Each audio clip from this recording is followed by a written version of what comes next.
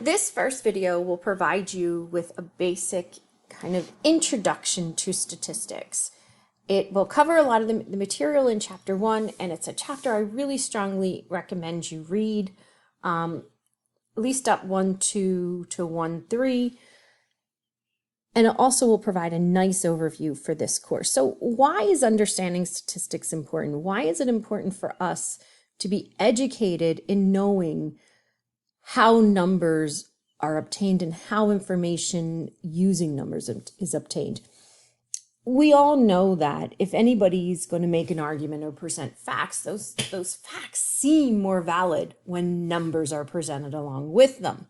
We see it in the news, we see it everywhere. But how those numbers came to be is something that by the end of this course, I want you to start questioning everything you say. When you hear numbers in the news and marketing and advertisement in your work everywhere, you've got to think about, yeah, okay, how did you get that? Is it valid? And that kind of information. So here's a nice little ad that was put out probably 15 years ago. You probably don't even remember these types of sneakers. Reebok used to make a shoe, and I think Skechers made one too, that claimed that just by wearing the sneaker and just walking around with this particular sneaker, you can increase your leg muscle. You can become more toned, your legs will be more toned. And they even gave percents, 11% to the calf. You'll increase your calf muscles, the tone in your calf muscles by 11%. So, well, you have to question a couple things here. How do they even measure that? But most importantly, how did they obtain these numbers? You know, how was the survey, how was the study set up? Who was the population? What was the sample? All this information needs to be explained if they're going to throw these numbers out at you. And it came to be that people used the shoe. This did not occur. They sued the company. They made up these numbers completely and ended up paying $59 million in lawsuits. Here is another one where the numbers were not made up. There was a legitimate survey, and in this survey, they could cite the survey and everything. This shows 9 out of 10 Americans don't get all the nutrients they need from what they eat, and that's why you have to buy Centrum vitamins. So, okay, that's great. They can tell you who their target population was. They can tell you their sample size, how they obtained the sample. They could tell you the questions that were asked. But now you need to think about the question itself. If somebody came to you and said, hey, did you get enough nutrients and vitamins yesterday and everything you ate? Unless you're a dietitian, a nutritionist, or you're somebody who is very dedicated to making sure you eat properly and paying attention to everything you eat, chances are you have no idea if you got the correct number of vitamins and minerals. And in fact, when they asked this question, only 9% of the survey, the people who responded, were able to say yes. They were able to list what they ate and the types of vitamins and minerals they know they got throughout the day. They also knew how much you actually need. Do you know how much in a daily, what is your daily recommendation of vitamins and minerals? So only 9% really knew that. It didn't mean that the other 91% didn't get their vitamins and minerals. They just didn't know if they did. So let's start defining some terms that we're going to come across in this course. The first thing is descriptive statistics. So descriptive statistics is what we're going to focus on for the first third of this course. This course is kind of separated into 3 parts. The first part is on descriptive stats. Descriptive statistics simply is a way of organizing, summarizing data. It has to do with if you have all the data for a group, you can put it in a graph, you can put it in a chart, you can find an average, you can find a standard deviation, you can do percentiles. It's a way to describe an entire set of data. As we move, this will be the first thing we study. Then we're going to move on to a little bit of probability theory, because One of the things that we're going to talk a lot about in this course is this idea that you cannot study every member of a population. It's just not feasible. So the last part of the course, which is based off the probability theory we're going to learn in the middle, is inferential statistics, which we'll get to in a minute. And that's this idea of using a small sample to describe an entire population. But first, we're going to learn our descriptive stats. So so descriptive statistics is interesting. Just because we know it's descriptive, it does summarize an entire population, still doesn't mean that it can't be used to influence somebody in a certain direction, and not just in advertising. And this is where it gets a little scary. So the United Kingdom Committee on Safety and Medicine issued a warning in 1995 that was sent to all the physicians, pharmacists, and other medical professions in the state that stated that their third iteration of an oral contraceptive pill increases the risk of potentially life-threatening blood clots in the legs or lungs twofold, or by 100%. Oh my gosh, if you were going to take a pill daily and you found out that it increased the risk of this potential life-threatening blood clot by 100%, just the term 100% will scare you. And it scared so many people that they actually stopped taking the pill. And by the following year, abortions increased in the United Kingdom by something like 13,000 or something. And they traced it back to the fact that people were so afraid they stopped taking this pill. But let's think, this is a true descriptive statistics. But let's stop for a minute and think about this. What is the potential of just an average person getting a blood clot? It is 1 in 7,000.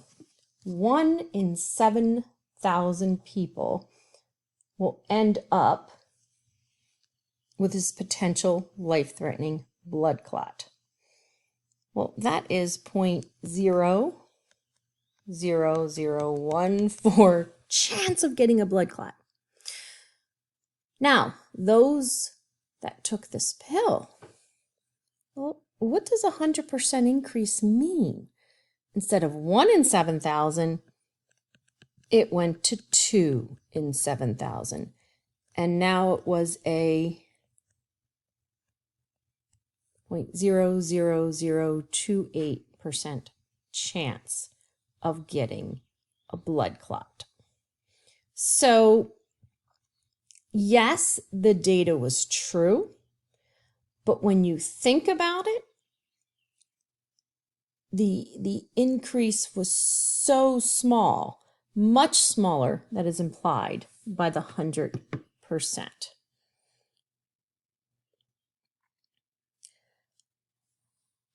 And in that particular study, they actually looked at the entire population. But as I had said before, it's not always possible to look at an entire population.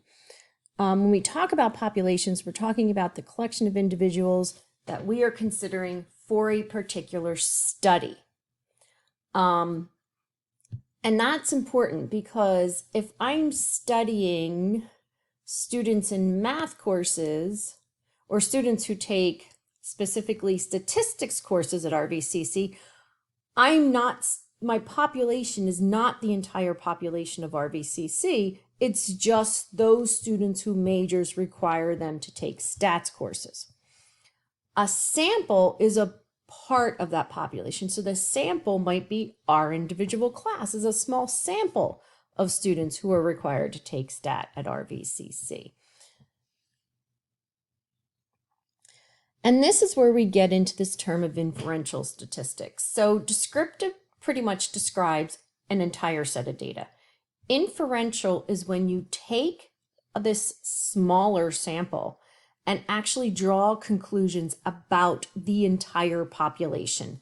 This is what we're going to be looking at the third part of this course. And if you move on to Stat 2, this is what we focus on all of Stat 2. It's analyzing information about your sample to draw conclusions or make inferences about the entire population. And you see this all the time. And you're going to see it now, we are heading into another presidential election. You saw it in the last presidential election, where a sample is used to determine where we think people, or who we think, which candidate people will vote for. In the last presidential election, the sample, when people were asked, it looked to be leaning one way, and it clearly went in another direction. So, there's a lot of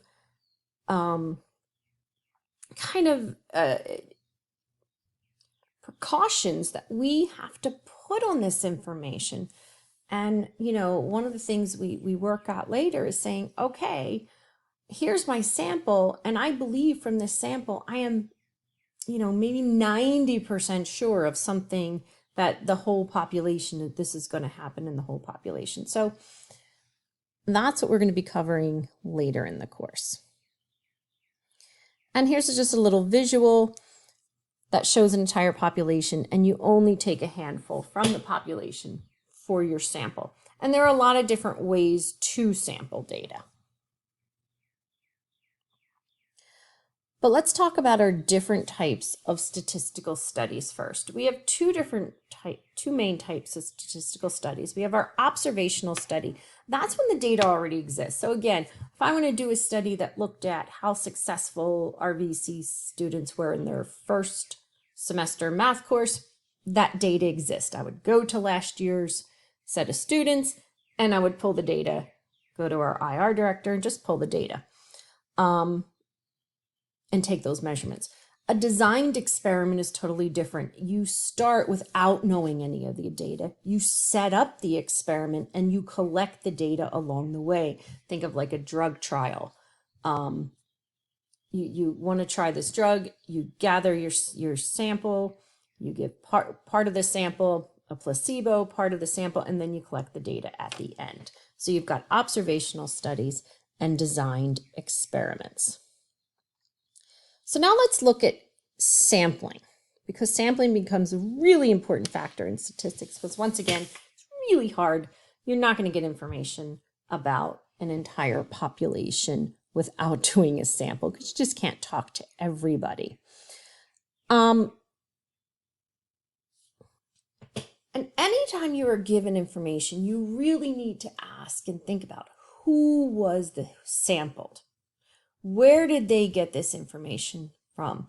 So this is something that has been talked about for a number of years, this idea that a woman will earn just 79 cents for every dollar a man earns. So this came out of the 2015 census data. And it says the average full-time working woman earns just 79 cents for every dollar on a man. And I'm not doing this to discredit any of this information. I just want you to think about it. Anytime you're going to make an argument, you have to fully understand the data to give yourself a way to improve your argument and to understand it better. So there was an article in the Washington Post, you can look it up, by Gillian Klessler. It was April 14, 2016, that talked about some of these facts. And he had a lot of information in there. And again, it's not discrediting it. I do believe, this still occurs to an extent today. But understanding why is really not given in that particular information. Because what he found is if you compared and you took as your sample just single women who had never been married and who started their career directly out of college, it changed to, instead of 79 cents for every dollar a man earns, it went to 96 cents for every dollar a man earned. So that certainly provides us with more information about this particular argument. So understanding who was sampled or just changing that sample to instead of every single woman, because the original sample certainly included women who maybe were out of the workforce for a number of years to raise children and then went into the workforce. Now, it's still not justifiable, but again, this gives you a clearer understanding of what's going on just by looking at a slightly different sample. So how we do samples, the best thing is just a simple random sample, meaning every single person of the population has an equal chance of being part of that sample. You know, there are lots of different types of sampling. We're going to look at a few of them, but you know, the worst type of sampling is called convenience sampling, meaning, oh, I'll just come across the first 5 people and just ask them. That is not good. Every person has to have an equal chance. There's also 2 types of simple random sampling. One is with replacement, meaning a member of a population can actually be selected more than once, and one is without replacement, where they can only be selected one time. This is something when we get into that probability section in the middle of the course that we'll kind of come back to. So this is kind of an old way that we used to do simple random sampling. It was called a random numbers generator. Why I say this is an old way, because computers certainly can, you know, we can type into a computer, hey, give me so many random numbers between 0 and 500, and it'll spit them out to you, and they'll be random. So you don't necessarily have to go through something like this. But let's suppose that we wanted to select 15 random numbers between 1 and 728. Now, in order to use a random number generator, you have to be able to order your population. So this could be 728, a population of 728 RVCC students. We can order them because we can say maybe 728 students signed up for Stat 1 for fall. Okay, I can order those students because I can go into the banner system and say, oh, this was the first person, this was the second, this was the third, fourth, fifth, all the way up to knowing the 728th who signed in. So if you can assign a number to your population members, then you can use a random number generator. But let's suppose I want a sample of just 15 of those 728. So to use a random number generator, we need to, since 728 is 3 digits, we need 3-digit numbers. So you can see if you need 3 digits, you only use the first 3. If you need it like more than that, you use whatever you need. And the idea is you literally randomly start anywhere on so you can like close your eyes, take your thumb, and boom, I'm going to start right here at 069. Okay. So I'm going to take person 69. Now see how 988 is bigger than my 728. So I'm not going to use person 988. And then I'm going to take person 386, person 539, 303, and I'm going to continue down until I come up with 15, crossing off the ones that are too large. And then when I run out of space, I can go up the next column. It doesn't matter. You can choose another column because it's random. That's how you use a random number generator. And it is one of the best ways to pick a random sample, but it's not the only way. Okay, it is certainly not the only way. There are other sampling designs. And the next one I want to talk about is systemic random sampling, because let's suppose between that 728, remember, we're talking about people who register for a course. Suppose you really wanted to make sure that within your sample, you got enough people who registered in the early, who registered in the middle, and who registered late, because there's course theories out there that students who register late tend to not do as well as students who register early for a course. So then I could use something called systemic random sampling. To do that, if I still want 15 people out of my sample, we can follow these steps. Divide the population size by the sample size and round to the nearest whole number m. So let's see what that gives us. If we take 728 and I want 15, it gives me something like 48 point something rounded. It gets me to 48. So what that means is if I pick every 48th person, I will get to 15 people between 0 and 728. So that's where the 48 comes from. So that's our step 1. So our M is 48 because that means I want to pick every 48th person who registered to be part of our sample. But you don't just start with number 1. Because we're trying to be as random as possible, we actually use a random, you can pick numbers out of a hat, get the first random number, close your eyes, put your name on that, get the first random number you come across between 1 and 48. Okay, so let's just suppose that my K is 20. That is the random number picked between 1 and 48. And that is my K is my starting point.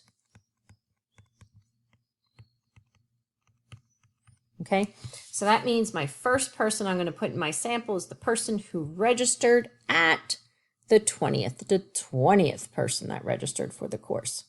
Now, to select my sample, I start with my K, which is 20. Then I add 48 to that, 20 plus 48. My next person I'm going to use is the 68th person who registered for the course.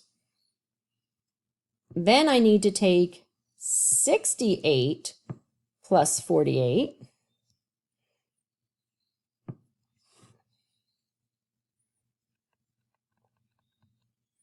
So that's going to give me 116. Or what they're saying is start with your K and 2 times 48. It's still going to give you 116. And you keep going. This ensures you've got people at the beginning, people in the middle, and people at the end. So you would do that if you specifically needed that. And I can understand that for this particular type of sample because it would be good to have students who registered early and registered late. Now, the next one is cluster sampling. Cluster is a little bit different. So in cluster sampling, you take an entire population and you put it into groups. So let's suppose there are 3,000 students enrolled in a math course in the fall at RVCC. Each class has about 30 students. Now, this happens if you're ever at a college when they're doing what's called like a SESE survey, or the college wants to survey student engagement. What they do is they take all the courses at the college and they randomly pick, say, 20 of them. By randomly picking, each course represents a cluster. Then it's easy because you can go into a classroom and give the survey to just those students in that class. So if I wanted to sample about 90 students and there's 30 in each class, I would randomly select 3 of the math classes at RVCC and give the entire class of those 3 the survey. This is also done in marketing with clusters. Think of like cities across the country. Maybe they don't want to sample everybody in a city, so they list the top 20 cities and they randomly select 3 of those cities. So they're selecting 3 clusters. And this is done more for convenience than anything else. And slightly different than cluster sampling is our last sampling method, which is stratified. Okay, stratified means we're going to take our population and put it into subpopulations. So let's talk about that last one for a second. We're talking about RVCC courses. Suppose I do cluster sampling and the 3 classes I pick are all full-time professors. There were no adjuncts in those classes. Well, maybe I want to make sure that I get students from all different types of courses, or maybe the 3 classes I picked were all night classes and I didn't get any daytime, students from daytime classes. What stratified sampling does is uses every subpopulation. So we can call each class or each instructor a subpopulation, and then takes a proportional random sample within each class. So let's suppose we wanted to get a sample of 30 students, and I have look at our pre-calc 2 classes. Let's suppose I've got 200 total students enrolled. 70 of them are Austin's class, 60 in Solomon, 21 Stepanova, 32 in Brett's class, and 17 in Benjalali's class. And I want to make sure I have some students from every single professor. Well, to do that, first you have to figure out what proportion of the total does this professor have. So you would do 70 over 200, which is 0.35. So Austin's class has the most students, so she should have the most students in the sample. And then 35% of 30, which is our sample, means 10.5, so we're going to round up to 11. Of the sample of 30, 11 are going to be from Austin's class. Now let's look at Benjalali, the smallest number. So the proportion of total students this professor has is 0.085. So that means he's going to have 0.085 of the sample. So he's going to have 3 students in the sample, and then you would do that for each person until you get to about 30. So stratified ensures that you have a couple from each subpopulation. This is also done, for example, if you wanted to ensure that your population had a percent from each. If you divided it into race, you wanted to ensure that there was a representation from each race. You would use stratified sampling. Okay, so this just gives you a brief overview of Chapter 1. You should be able to do the math lab homework, look through the notes, and again, I strongly encourage you to read the Chapter 1 in your text.